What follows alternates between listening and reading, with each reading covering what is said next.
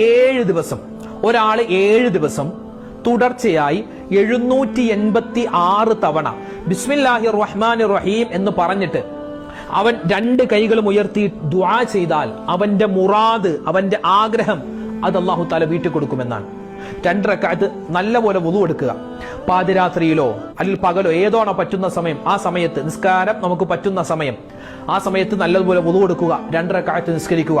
നിസ്കരിച്ചിട്ട് 786 വട്ടം നേർച്ചയാക്കും. അടച്ചോനെ, എന്റെ ഒരു ആഗ്രഹമുണ്ട്, എനിക്കൊരു ജോലി കിട്ടണം, അല്ലെങ്കിൽ എന്റെ വിവാഹം ശരിയാവണം.